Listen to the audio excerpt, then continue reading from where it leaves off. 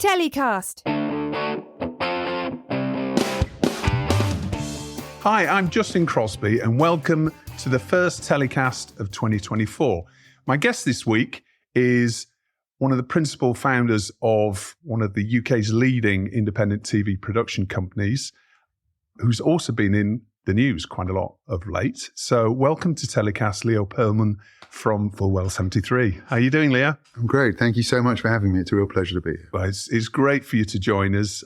Really excited in talking to you about all the things that Fulwell's been up to and what you've been up to recently as well. So let's kick off talking about your background. What we often do on Telecast is, get an idea of how people have ended up where they are within the TV industry, how they've got there. So tell us about your career journey, how you've got to be founding and managing partner of Fulwell 73. It's a great question. And the answer is I'm still not quite sure. I never had any particular ambition or dream to work in the creative industries or in TV and film. I liked television and films growing up, but I never had any intention to work in the industry. So I did law at university. I knew very quickly I didn't want to be a lawyer. Proceeded to work in a number of different capacities, set up a number of businesses, most of which were spectacularly unsuccessful, and then pretty much fell into the idea for a TV show. The only people I knew who worked even tangentially to television were my two cousins, Ben and Gabe Turner. Ben at the time was editing B-roll for television adverts, and Gabe was at university, and I remembered that he was doing American studies with a module in film. So as far as I was concerned, those two were the experts in the field. So when this opportunity fell into my lap to make a TV show, which is a long story, they were the first two I called. They had an old friend from childhood called Ben Winston, who was doing the BBC course at Leeds at the time. So with that dream team, we went ahead and made our first TV show. Right. Okay. And originally, and we'll talk a little bit about where Fulwell 73, where the name comes from. And obviously you're very inextricably linked with Sunderland. Sure. But are you originally from Sunderland? Yeah, I was born in Sunderland, grew up in Newcastle, left the Northeast when I was 18. So yes, from the region. And so when you met your founders and started working with them on a professional level, how old were you then? 2003. I was born in 79. I don't know how old that makes me, whatever it was. Okay. But I'd done a few things until that point. But as I said, none of them in television or film. And what was that first production? It was called The Freestyle Show. It was kind of like Wayne's World, but for sport, but with none of the humour of Wayne's World whatsoever. Right. None of the intelligence either. But amazing learning experience of how absolutely not to do things. Yeah, in fact, one great story just to share of just how bad a show it was. We used to shoot it on a Saturday and Sunday morning. It was a live, of all things, kids TV show presented by football, basketball freestylers, kids, talented kids, but from the streets who had no formal training themselves, so much like us. And the four of us would rotate the roles on a weekly basis. So one of us would be the vision mixer, one of us would operate the camera, one of us would be the producer, one of us would be the director, because we were all learning, as we went along. And one particular show I was directing, whatever that means, and we went to an ad break, and I went onto the set and I started berating our young presenters. I was like, where's the energy? It's a fucking joke. I don't know what you bothered to turn up for this week. I was really losing it. And my phone is buzzing in my pocket and everyone knows we're on air. So I take my phone out of my pocket. It's my mum.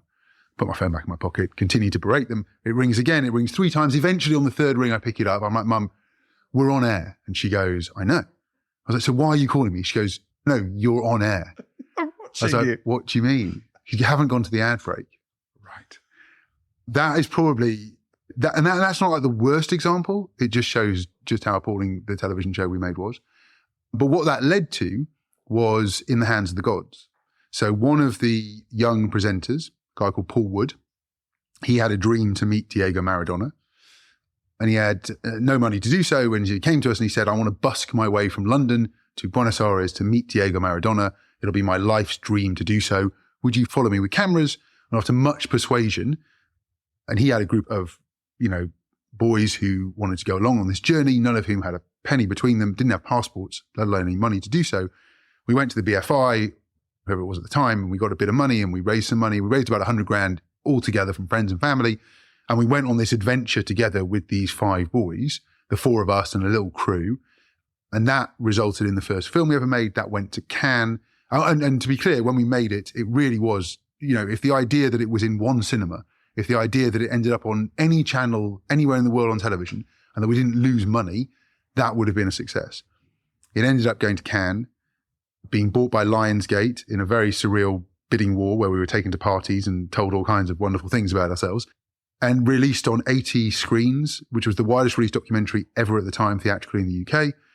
And we stood there on the green AstroTurf carpet at Leicester Square at the premiere. We had asked for a green AstroTurf carpet because it felt like we could ask for really ridiculous things at the time. And it turned out we could. And we kind of sat there and looked at each other and we were like, we should do this for a living. Why don't we set up a company? Quite naive. 24 hours later, when no one had been to see the film and it was pulled from those 80 screens, we were left with still this plan to set up a production company. But of course, no one interested in commissioning anything from us. So that was the birth of Fulwell. Well, I mean, learning on the job, right? Absolutely. And still am, no doubt about it. Yeah. But those shows, there's a strand running through those that leads right up to now in terms of, a lot of football. A lot of thank sport. God, I thought you were going to say they were bad. I was really worrying that's where you go, Justin. Well, let's talk about some of your shows. Let's talk about, it's an incredible list of credits. The Kardashians, Late Late Show with James Corden, who's obviously also a partner of the business, and we'll talk a little bit about that a little bit later. Some of the specials that you've done in terms of music are remarkable as well, in terms of a lot of people will have seen the Adele shows, both for, I think it was CBS, was it, in the States, and also ITV in the UK, around her recent album launch. One Direction shows, the Grammys, and then Sunderland Till I Die, which has been, a big hit on Netflix. And so that's what I mean about that sort of thread running through it, the football and the entertainment. Mm-hmm. And also feature docs. And a lot of those have been theatrically released as well. Obviously, a lot of success in the States that you've had. What built that momentum towards going to the States? Because UK indies, that's, often the dream is to go into the biggest TV market in the world after you've proved yourself in the UK and obviously got some great commissions with broadcasters. And presumably some of this was almost pre-streaming or sort of pre the modern streaming era, let's say. So what led you to opening an office in LA and having success in the States? What were the steps that you think that led you to crossing the Atlantic? Well, going back to the point you made earlier about the theme that runs through a lot of the content, I think in that early phase of Fulwell, when we were building, the theme that ran through it was really our talent relationships. And those are absolutely not down to me.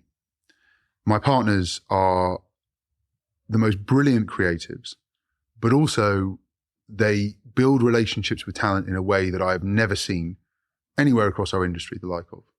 And by that, I mean, they are genuinely interested in having a relationship, a genuine relationship, a friendship with these people.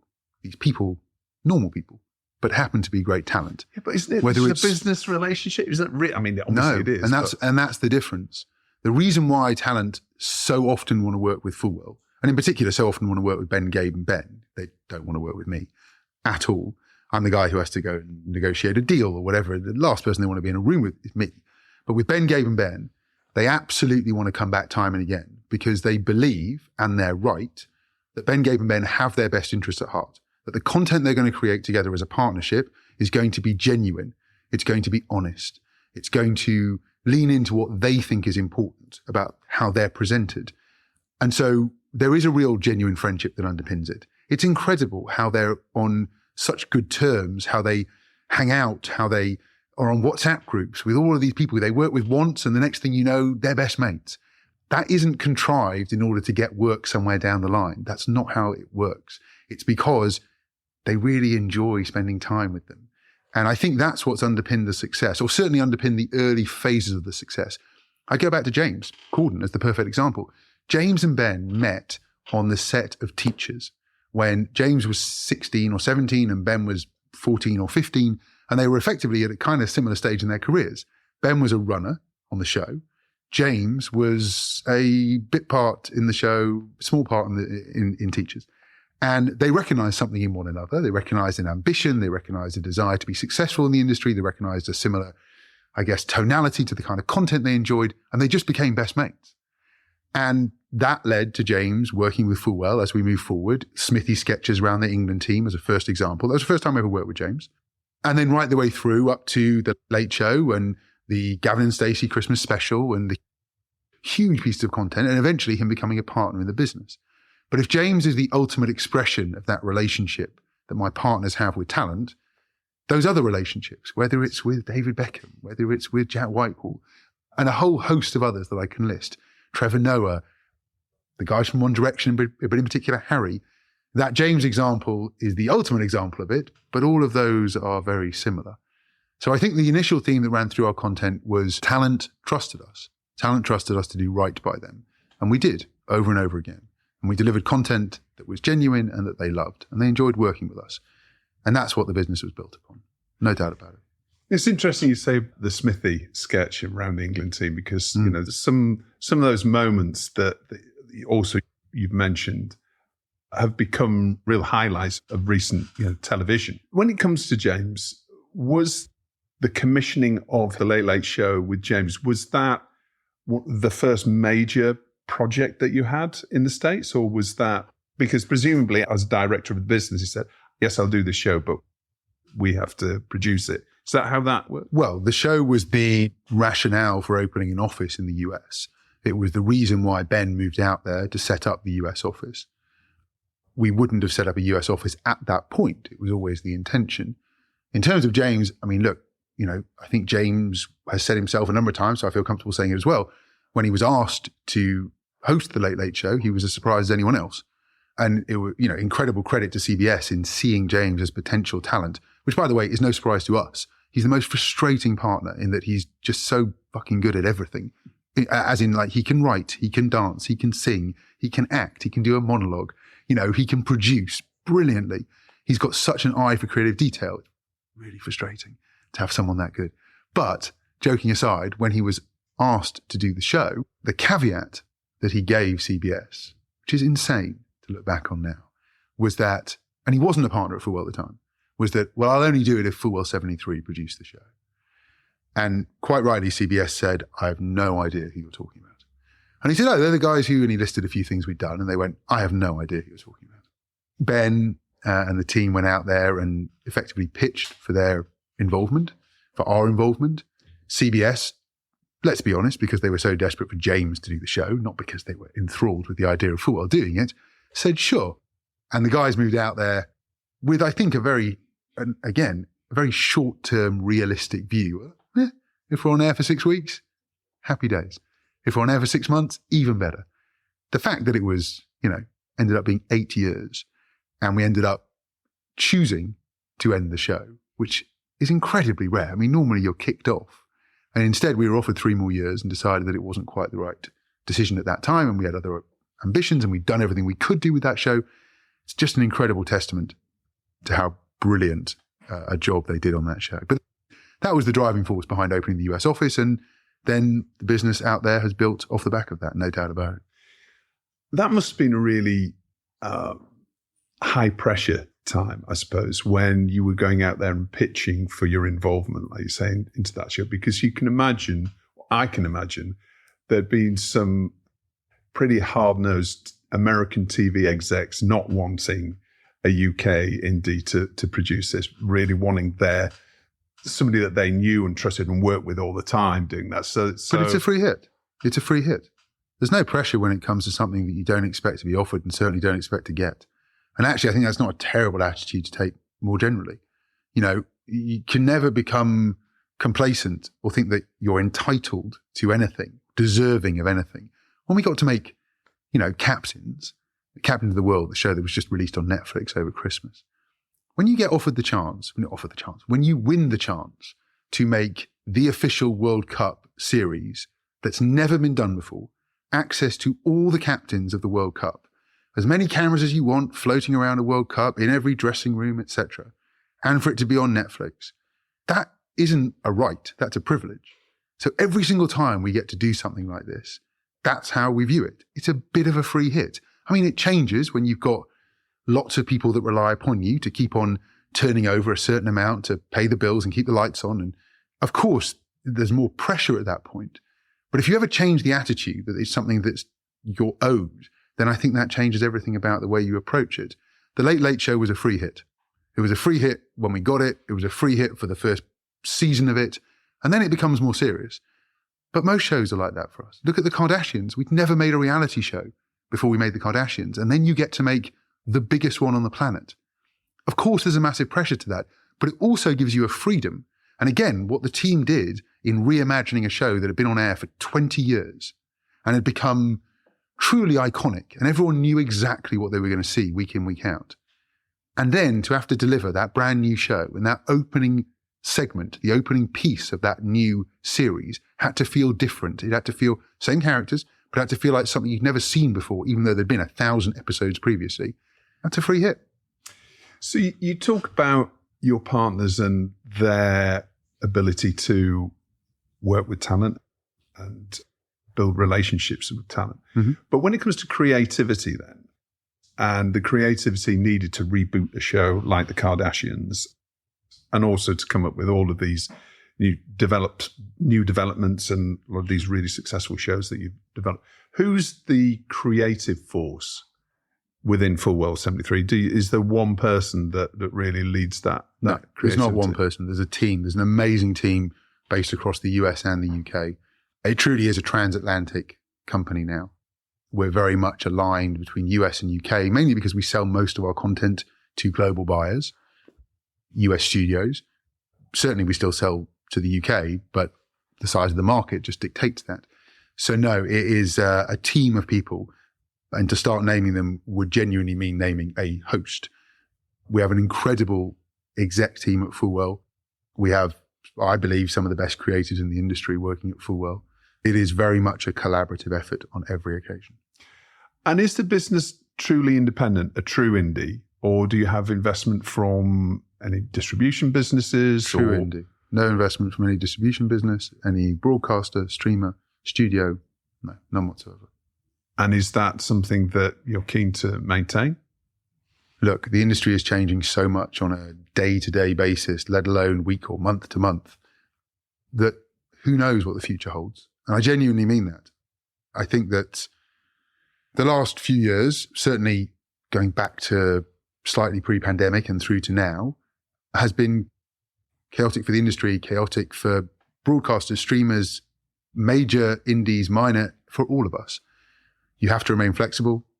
You have to take a view that you're not quite sure what's around the corner, but you also have to embrace that and not be afraid of that, because where there is chaos, there's also opportunity.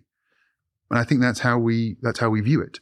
Certainly if we look at what Fulwell was pre-pandemic, you could have definitely described us, I would say, as a transatlantic production company. We made TV and film. That's what we did. The next iteration of truly successful companies within this space, I think if they were to describe themselves as transatlantic production companies in 3 to 5 years, probably don't exist. And if they do, they're a tiny proportion of the size of most that exist now.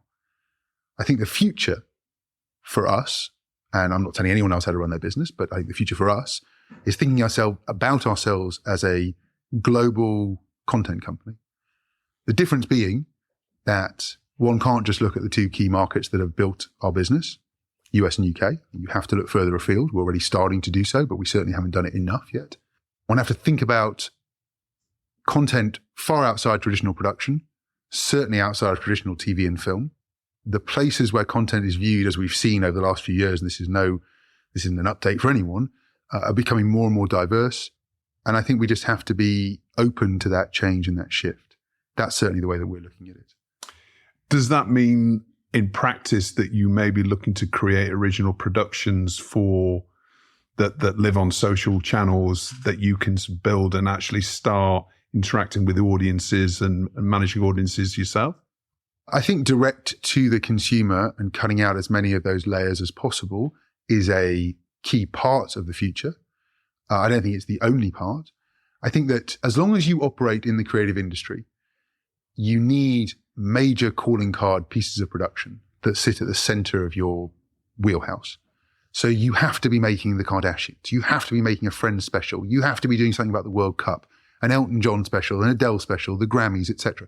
You have to be doing stuff that still sits at the nexus of all these traditional places. You have to. But what you can create around that and the additional experiences that you can create off that, that's where the growth, I think, for the industry lies. That's, I think, where the growth for Fulwell lies. Immersive and experiential is becoming more and more important. We've only scratched the surface in that regard. Fulwell certainly only scratched the surface, but I think the industry as a whole have only done so. That's certainly a big growth area for us moving forward. Direct to consumer, how do we speak to the consumer without the layers in place? Certainly again. Reaching fandoms, engaging with fandoms, deepening and broadening that engagement. So, there is no such thing anymore really as that water cooler moment. Because even a piece of content that is incredibly successful is still only watched by a tiny proportion of the population. So you don't have those moments now where everyone is tuning in. Of course you don't, at a certain time, at a certain place to watch and consume. It just doesn't happen.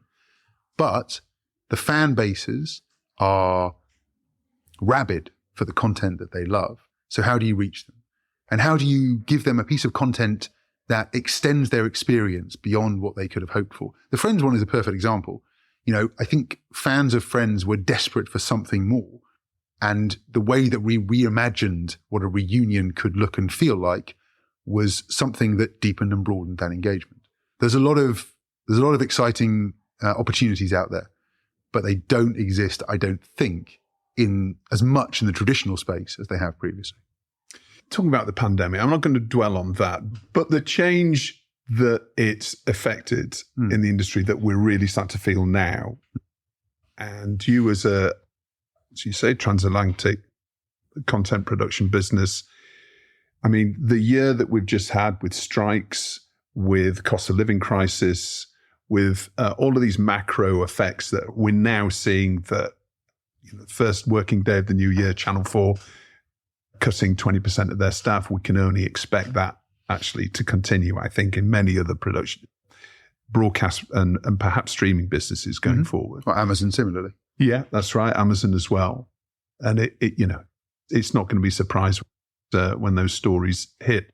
How are you preparing for this year then? And how have you negotiated last year? Because presumably when you were in 2022, looking ahead to 23, particularly in the States, which I would imagine is one of the main, your biggest office that in terms of the productions that go through the business. Presumably you couldn't see 2023 coming and what happened last year.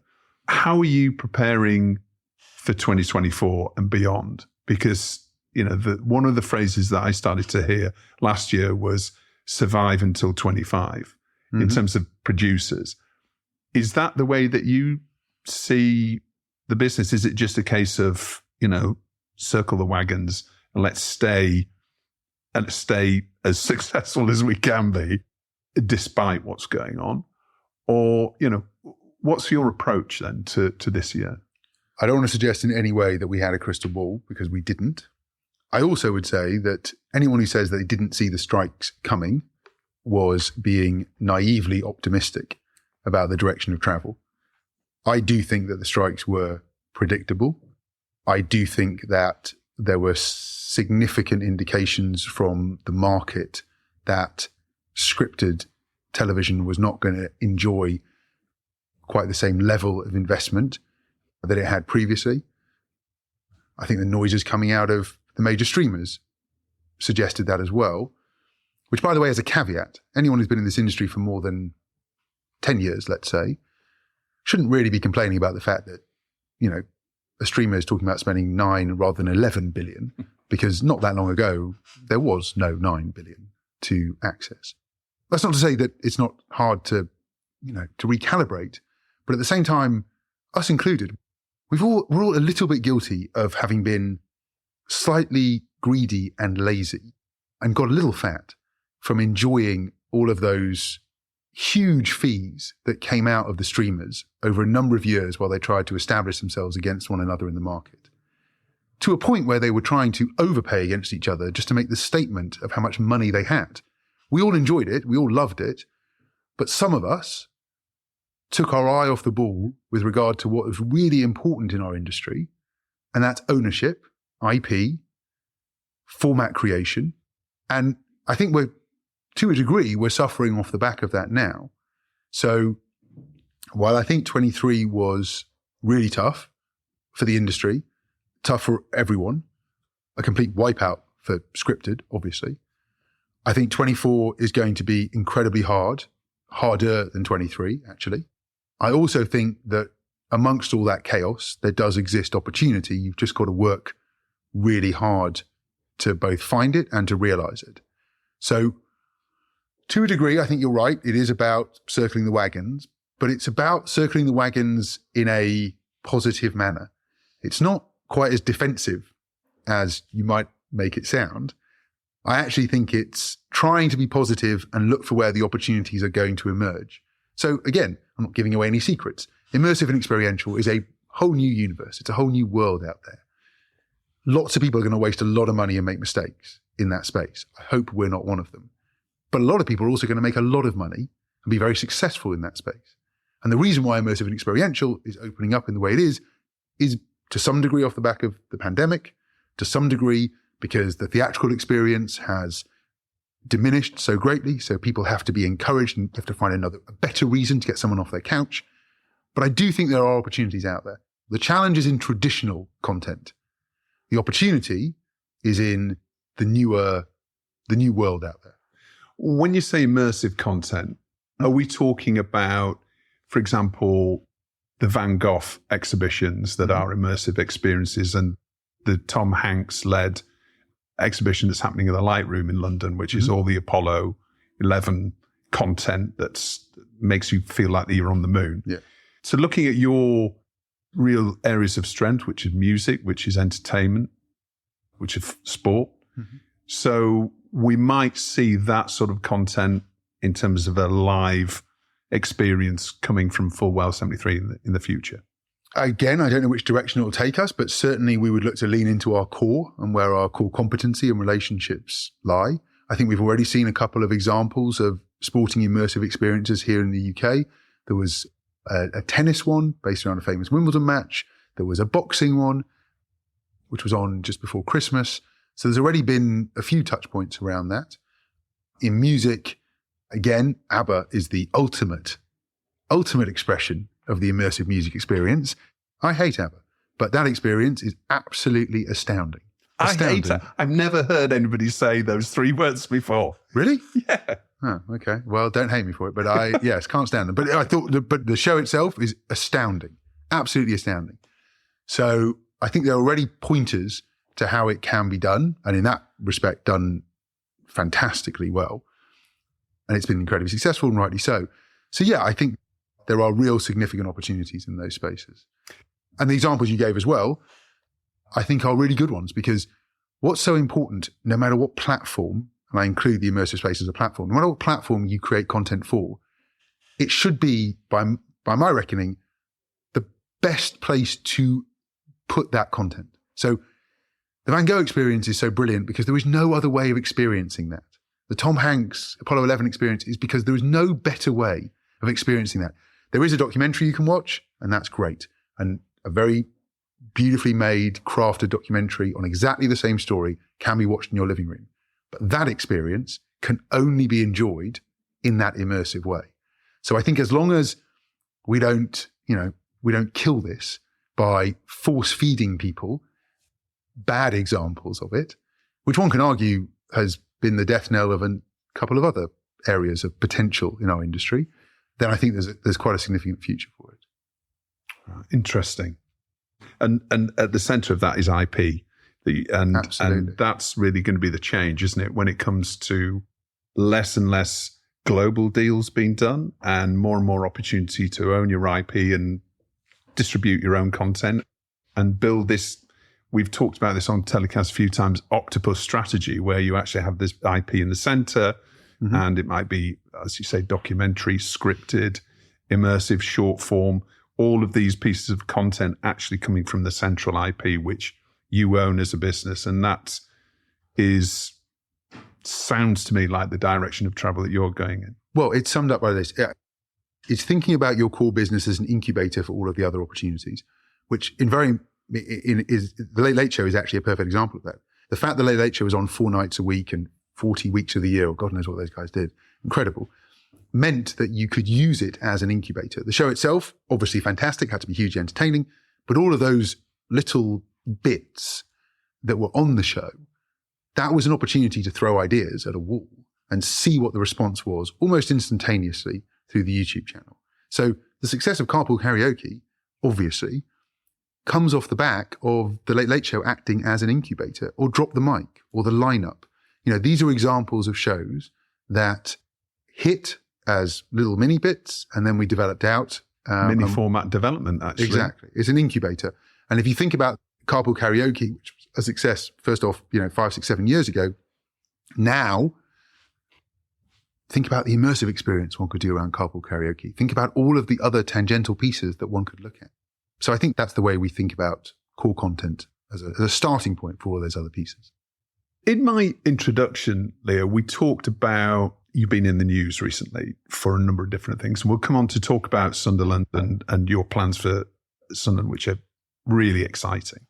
But let's talk first of all about the rise of anti-Semitism within the TV industry that you've seen. You've been really vocal on this in terms of on social media and also within broadcast, because I know you wrote an article which was in response to an anonymous piece that was written, and you pulled that original writer up on, I think, 4 or 5 different key points that they listed. Where do you think this anti-Semitism is coming from? I mean, it's an extraordinary, reaction to obviously, the tragic events that happened in October in Israel and that are still ongoing right now, that anybody in their right mind is obviously, abhors any type of suffering. But we've seen this extraordinary divergence of opinions.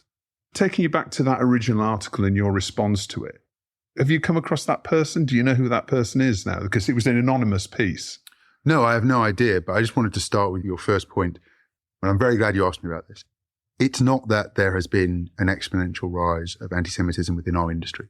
There's been an exponential rise of anti-Semitism across society, a greater rise than since statistics started being drawn up on this. Quite incredible numbers, 1,350% increase across London, over 50 cases of anti-Semitism documented, let alone those that aren't, on a daily basis since October 7th. It's absolutely off the charts. And the Jewish community is genuinely in fear. My kids go to a Jewish school, and, a lot of parents didn't send them into school for the first few weeks post October 7th.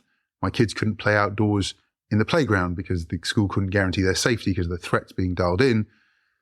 Graffiti around the area where we live, smashed windows, etc. There's a long list. The creative industries, film and TV, are not any different from any other part of society. So alongside that rise across society, we've seen the rise within our industry. I guess what frustrates me, angers me, saddens me so much is that our industry is so good at standing up for and speaking out on behalf of minorities where they see racism. And it makes me incredibly proud, or has done until this point, that we always do as an industry, whether it's through voices, strong voices, talent, on screen, off screen, whether it's through bodies that operate within our industry, whether it's through content that we create that acts as a soft power to inform people.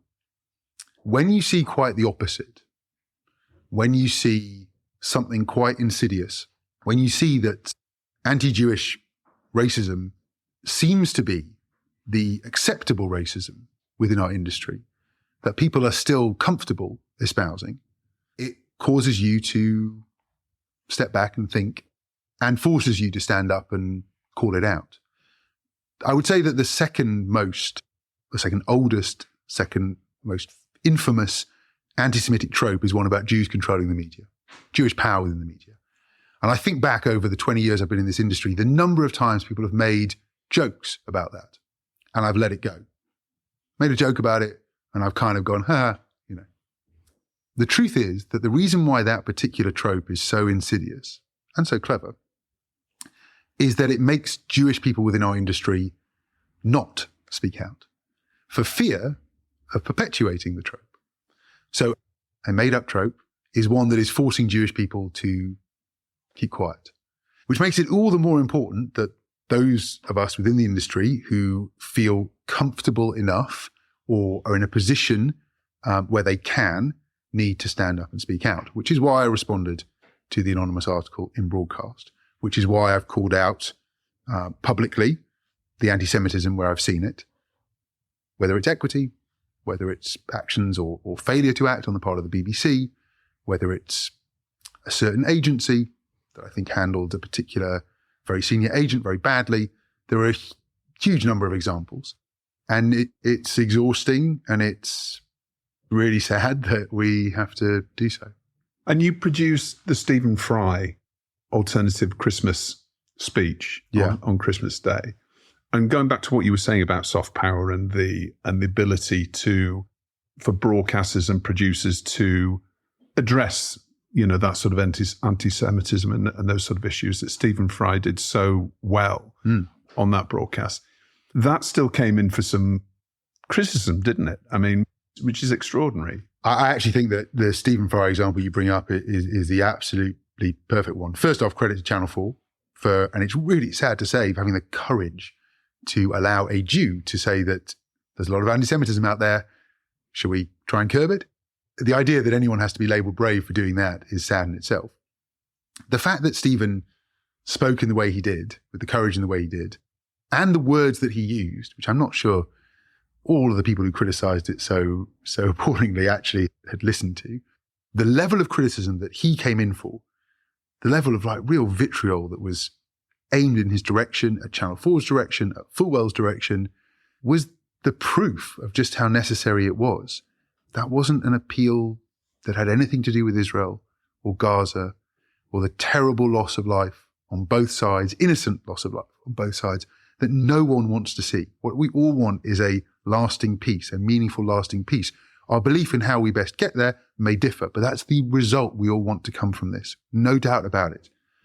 But the fact that a Jew simply saying we are suffering as a community against a factual increase of anti-Semitism that outstrips anything we have seen ever in our past before, and that met with such vitriol and hatred, was really proof positive of why it was needed. Let's move on to something more positive. Some of the articles that I read over the Christmas period were around your crusade to build Sunderland as the Hollywood of the North, if you like, and really invigorate this great city, which has obviously suffered, as many northeastern cities and many in the north have suffered over the last 20, 30 years when it comes to recession, deprivation and lack of investment. Tell us about your plan and ambition then to kickstart Sunderland as this new centre of TV and film. The starting point of this is that the plan initially was never for it to be Sunderland. I have to be honest about that. The thesis was that between North Yorkshire and Glasgow, there was effectively this black hole, this land that television had forgotten, where growing up, there was so much amazing British content that was produced out of that area, 300 miles. And since, in truth, very little, and yet innumerable high-end television and feature films were shot across that space. Productions with budgets of hundreds of millions, but they would come on location and then leave. And they would take their money and their crews and all of their expertise with them. And that's because there was no studio for them to base themselves. What we saw was that the UK had done a fantastic job in partnership between public and private of building a studio business worth now $6.7, $6.8 billion a year of incoming GVA off the back of the UK tax credit, and the legacy studios that effectively London and the South East provided. And we'd seen other areas around the UK develop studios, but not necessarily really deep-seated infrastructures. And so there'd be a few stages, and they would get a fantastic production, and in some cases, like Northern Ireland, a whole years of production. But yet still, they didn't become a second major production hub. London and the South East, and then lots of disparate pieces.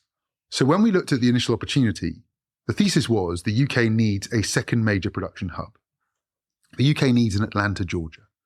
20 years ago, Atlanta, Georgia was known for sport and music, certainly not for TV and film production.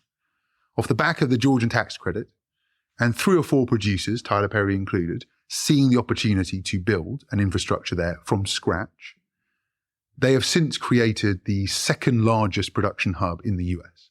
Remarkable. So we said, that's what the UK needs. No doubt about it. That $6.7 billion of incoming, at the blink of an eye, could be 9 or 10, certainly enough business out there for it to do so, or it could be 2 or 3 if we don't take the opportunity. Because London and the South East is saturated, it's very expensive, there aren't enough crews, and there are all plans to alleviate those problems, but there's more than enough to go around. There's more than enough for there to be a second major production hub and for London and the South East to still be packed out, packed to the rafters. So when we started looking at locations, it was across that entire area. The fact is, Sunderland City Council was simply the most ambitious, entrepreneurial and commercially minded council that we spoke to. So it ended up being in Sunderland. In truth, because of our connections to Sunderland, we wanted it somewhere in the Northeast region because it's a regional play. It's not a Sunderland play. It's absolutely about the Northeast as a region and then exponentially greater for the UK as a whole. But it is in Sunderland, which means I get to go to football regularly. So that's no bad thing. It's on this incredible brownfield site right on the banks of the River Wear. The plan is for 1.8 million square feet, 20 sound stages to create 8,500 new jobs, 350 million of annual GVA into the region, but 2.5 billion into the UK as a whole and 21,000 jobs for the whole country. So this is not a binary play. It's very crucial that we make the point. It's not about taking business away from London and the South East or any other region. It's about adding to that 6.7 billion. It's about ensuring that we go from 6.7 to 9 or 10 and not 6.7 to 2 or 3. When it comes to studio capacity, which is obviously a study you must have gone into in great detail. Yeah. Now we're at the end of the golden scripted commissioning era that's behind us. And we saw when we were coming out of lockdown, certainly when we're coming out of lockdown 2, a huge set of announcements across, as you say, the southeast of new studios that were being built in Hertfordshire. And we've seen the new Sky Studios, which I think has got about 14 sound stages. So the ambition of yours is even bigger than that Comcast play that's happened in Elstree. Well, I have to whisper the fact that 20 sound stages, I'm often told, don't talk about the bigger plan because then people really think you're crazy. But 20 sound stages is just the start. So yes, that's this first effective build, but the plan is for it to be far greater than that, even. Is it the demand for that space? Because if there's going to be less productions... Do you know where the second largest production hub in Europe is? After London and the South East? No. You think somewhere in the UK, right? And we've got such a head start on everywhere else. Budapest. That's really quite incredible to think that Budapest, Hungary, which has no history whatsoever of production, have built the second largest production hub pretty much in the space of 5 to 7 years from a standing start and has overtaken anywhere else in the UK after London and the South East. Now, why is that? It's because we have focused all of our attention on London and the South East. And rightly so, those incredible heritage studios. I've shot at Pinewood. It's amazing. They should be there. They should develop. They should keep investing in their space and capacity. And they'll be full no matter what.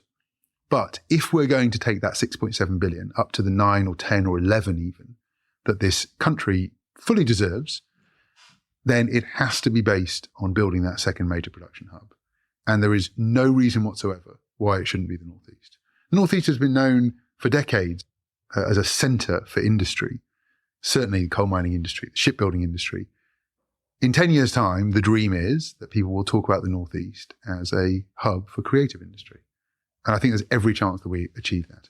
I would also say that post the strikes, the data that we're receiving from largely the owners of the studios and the stages is that the UK is once again outstripping anywhere else in Europe as a nation for the number of bookings, the inquiries, the huge demand again. So you're absolutely right. Peak TV, yes, we're on the other side of it. But I said earlier, the fact that someone's going to spend 12 billion rather than 15 billion, it doesn't mean that that drop-off is going to come specifically out of the UK. In fact, it means that they want to ensure that the content they are shooting is shot somewhere that they can trust. They want to shoot in trusted locations. They want to shoot in countries that they know can deliver on the content, the premium level that they want. I know that there is that demand. We just don't necessarily have the right supply at the moment in this country. It's an amazing vision, and best of luck with it. How far have you got then? Where are we now in this whole process? Yeah, we're quite far down the line. We have the land, the planning application went in last year. We're expecting to see that come through in March-ish. The private part of the finance, our partners are Kane International, who are major global developers involved in the Shinfield site. And the private piece of the finance is taken care of by them. The important piece that is still outstanding is the government portion of what we're looking for this facility. And that's not an investment into the infrastructure. Effectively, we're taking the risk on the build, but this is a partnership between private and public in the best way possible. In the same way as the Northeast last truly exceptional success in this regard is probably Nissan in the 80s, or the fact that our industry and the build of those studios was based on that partnership with the UK tax credit. So this really is very much in the hands of the current government. They have an opportunity, I think a once in a generation opportunity, to not only help to regenerate a region which has been poorly underserved for many years. The term levelling up is laughable with regard to the Northeast. Let's be clear about it. But they also have an opportunity to ensure that the creative industries in this country are secure for the next generation as well. Because unless they do something ambitious and join us on this plan, then I think it's going to be very hard to ensure that the UK's success we've seen to date in the last decade is replicated in the next. And we have a general election in the UK this year. The assumption is, in terms of the opinion polls, that Labour is going to win. Are you having conversations with shadow ministers at the moment responsible for this? Presumably you must be. The direction of travel is looking like it's going to be a Labour government by the end of the year. So they may be the ones that are going to be in power when they're making this decision, presumably. Or you're hoping to get a decision before the Tories are out? We are talking to everyone. Sunderland is a Labour stronghold. So, of course, certainly the council and local MPs are mostly Labour. We certainly are talking to all sides about this because it is a play that will benefit whichever party is in power for the next decade and beyond. But in terms of timing, we see the spring statement as being a deadline for this. We've been at this project now for 2-3 years. We've done everything that we said we would do right from the very start. We've been supported fantastically by Sunderland City Council, as I said. I think at this stage, to hold this together and to deliver to the promises we've made, it needs to happen now. And yes, there could be a new government, but realistically, by the time that they're able to engage, you'd be looking at 2025. And so I think the opportunity is now. And it will benefit, as I said, the long-term future of the country, the long-term future of the creative industries, and whoever is in power should see that as an enormous win. Well, best of luck with it. I mean, it sounds a really exciting project. Coming back to Fulwell 73 finally, before we come on to your story of the week and hero of the week and get in the bin. What's next? What are the new projects that you're working on that you can tell us about? Great question. Well, linking it back to Sunderland, of course.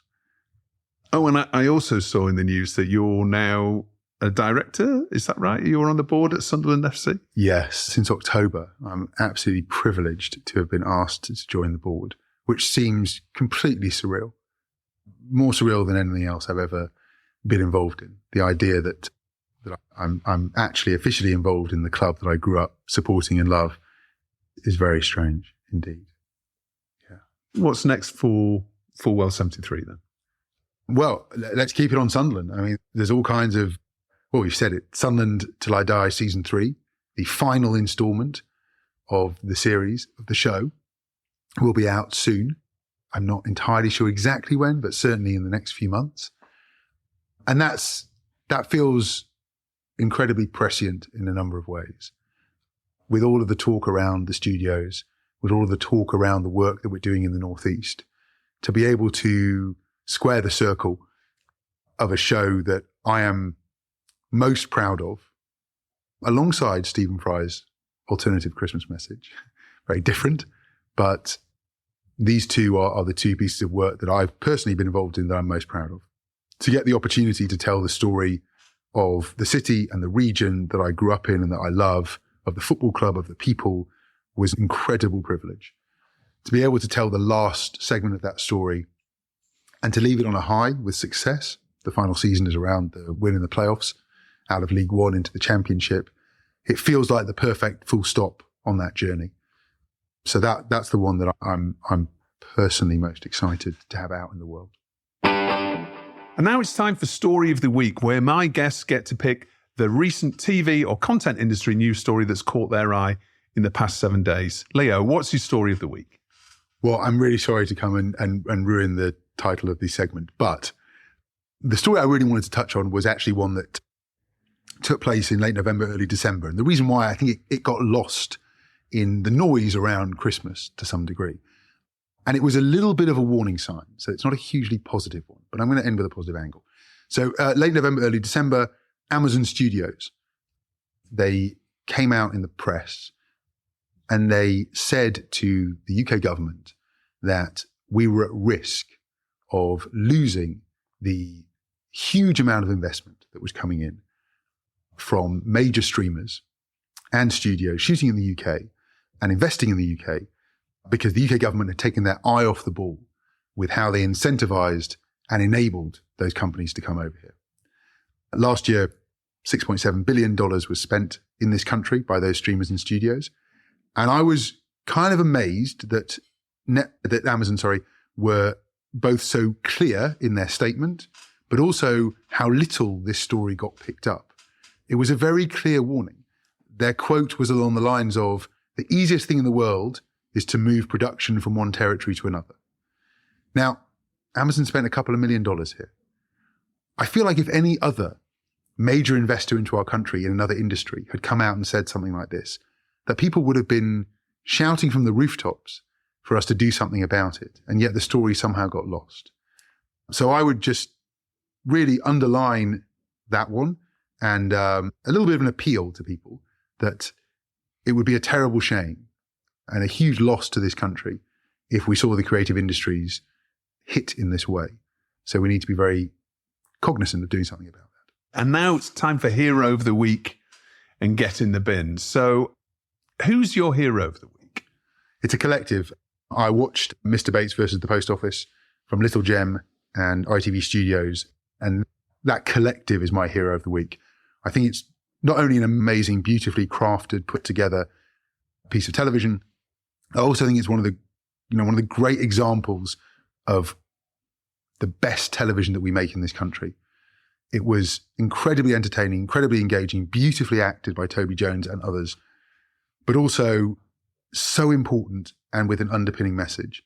The fact that it has led to potential changes in legislation just in the short time since its release tells you the power that we have within this industry to do good when it's done best. So that collective to me is hero of the week. Yeah. And I saw some news stories over Christmas after it started to go out on ITVX that Toby Jones had actually taken a reduced fee to be able to actually fit within the budget to tell this story.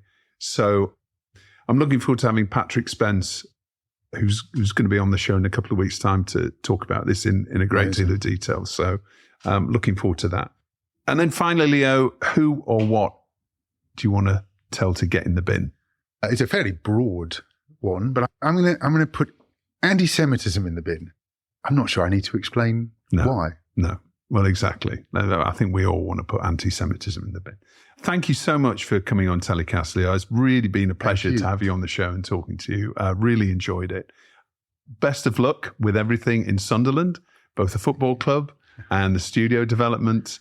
We'll be watching on for all of those new developments in IP from your business. So good luck with everything. Thank you, Justin. Best of luck to you too, and to Leeds, of course. Thank you very much. No problem.